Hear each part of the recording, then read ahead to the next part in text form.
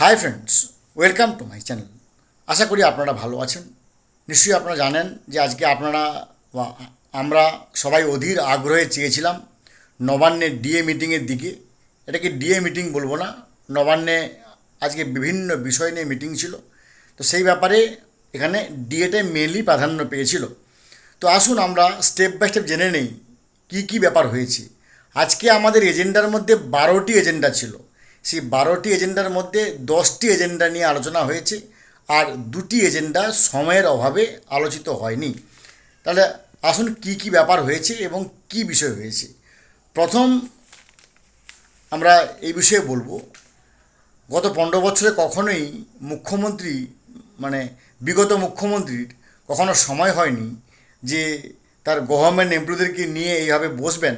তো সেদিক থেকে এটা নজিরবিহীন আচরণ বা নজিরবিহীন ব্যবহার আমরা পেয়েছি মাননীয় বর্তমান মুখ্যমন্ত্রীর কাছ থেকে। এবার আজকে প্রথমে যখন আলোচনা হলো এরিয়া ডিএ নিয়ে মাননীয় মুখ্যমন্ত্রী প্রথমেই বললেন যে আমরা কোনোভাবেই এমপ্লয়ীদের সঙ্গে কনফ্রন্টেশনে যাব না। অর্থাৎ কার নাম কনফ্রন্টেশন, কোনো বিবাদে যাব না। সুপ্রিম কোর্ট যে রায় দিয়েছে ইন টোটো একেবারে পুরোপুরি অক্ষরে অক্ষরে আমরা পালন করব। ধন্যবাদ ওনাকে।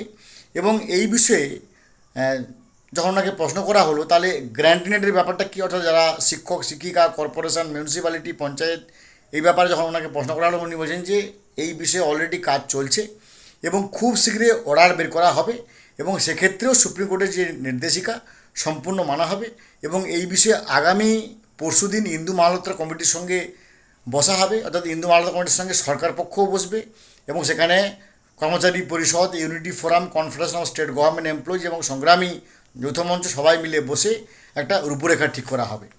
এবারে আসি 2 নম্বর এজেন্ডা ডিএ, অর্থাৎ মূল ডিএ, এরিয়ার ডিএ নয়, মূল ডিএ, যেটা 60% এবং আমরা পাচ্ছি 18%, 42% ডিফারেন্স।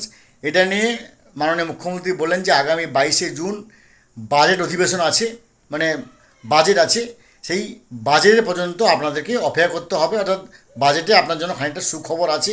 তাই বাজেট না হওয়া পর্যন্ত 22শে জুন পর্যন্ত আমাদের এই ডিএর জন্য অবশ্যই একটা আশার আলো দেখব। কারণ যেহেতু মাননীয় মুখ্যমন্ত্রী নিজে আশ্বাস দিয়েছেন, আমাদের বিশ্বাস একটা অন্তত বিশাল পরিমাণ ডিএ আমাদের বাড়ানো হবে বা বাড়ানো হতে পারে, এরকম আমরা আন্দাজ করতে পারি।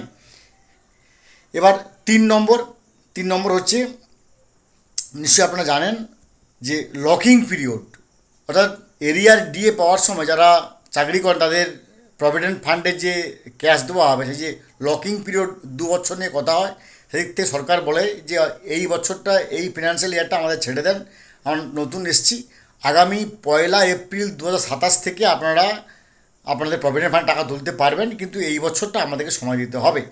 এবার 4 নম্বর পে কমিশনের জন্য প্রত্যেকটা সংগঠনের কাছ থেকে 4-5 দিনের মধ্যে সবার কাছ থেকে রেকমেন্ডেশন নেওয়া হবে এবং মাননীয় মুখ্যমন্ত্রী আশ্বাস দিয়েছেন যে 2027 সালের জানুয়ারি মাস থেকে যাতে পে কমিশন ইফেক্ট করা যায় তার জন্য আপ্রাণ চেষ্টা করা হচ্ছে, প্রাণপণ দিয়ে চেষ্টা করা হচ্ছে।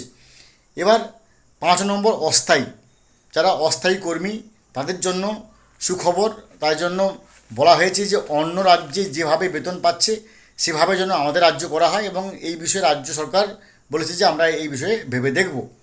এরপর 6 নম্বর বিষয় হচ্ছে যে এবার নবান্নে একটা মেকানিজম খোলা হচ্ছে যেখানে প্রতি 15 দিন অন্তর, যেখানে আমাদের ভাস্কর ঘোষ মহোদয়বাবু একটা বলেছেন যে উত্তরপ্রদেশে যেমন 15 দিন অন্তর চিফ সেক্রেটারি, প্রিন্সিপাল সেক্রেটারি বা ফিনান্স সেক্রেটারির সঙ্গে তাদের সমস্ত কিছু গভর্নমেন্ট এমপ্লয়িরা বসে, সেইভাবে যেন আমাদের পশ্চিমবঙ্গে ব্যবস্থা করা হয়। এতে এতে আমাদের স্টেট গভর্নমেন্ট আশ্বাস দিয়েছেন যে ঠিক আছে, এই ব্যাপারটা আমরা ভেবে দেখব। এবার 7 নম্বর হচ্ছে কাটমানি সিন্ডিকেট। এই ব্যাপারটাতে স্টেট গভর্নমেন্ট একেবারে কড়া সিদ্ধান্ত নিয়েছে যে কোনো কাটমানি সিন্ডিকেট থাকবে না, একেবারে পুরো সাফ সুতরা দিনের মতো পরিষ্কার করা হবে। এরপর 8 নম্বর ইস্যু, শূন্য পদে নিয়োগ। মাননীয় মুখ্যমন্ত্রী আশ্বাস দিয়েছেন যে এই বছর 2026 সালের ডিসেম্বরের মধ্যে ন্যূনতম 50,000 বিভিন্ন সেক্টরে নিয়োগ করা হবে এবং স্বচ্ছভাবে নিয়োগ করা হবে, তা গ্যারেন্টি দিয়েছেন। এবার 9 নম্বর ইস্যু, যে ট্রান্সফার যখনই হবে বা প্রমোশন যাদের হবে একবার স্বচ্ছভাবে ট্রান্সফার হবে, এখানে কোনো ঘুষ ঘাসের থাকবে না, ট্রান্সফার কি প্রমোশন একবার স্বচ্ছভাবে হবে। 10 নম্বর ইস্যু, যে বাক স্বাধীনতা, যে নোটিশটা নিয়ে ঘুরে বেড়াচ্ছিল যে কথা বলা বন্ধ, মিডিয়াতে অমুক তমুক তমুক, এটা নিয়ে ভাস্করবাবু বলেন।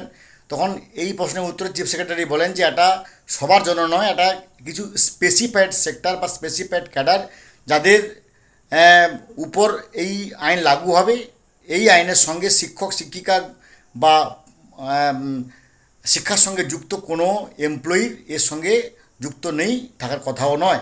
তাই এটা শুধুমাত্র স্পেসিফাইড ম্যাটার। এই 10টি বিষয় করার পরে সময় শেষ হয়ে যায়। 11 নম্বর যে ট্রেড ইস্যু, এটা করা যায়নি, সময়ের অভাবে আলোচনা করা যায়নি। এবং 12 নম্বর ইস্যু যে 2016 যোগ্য অযোগ্য এই ব্যাপারটা, এটাও সময়ের অভাবে আলোচনা করা হয়নি।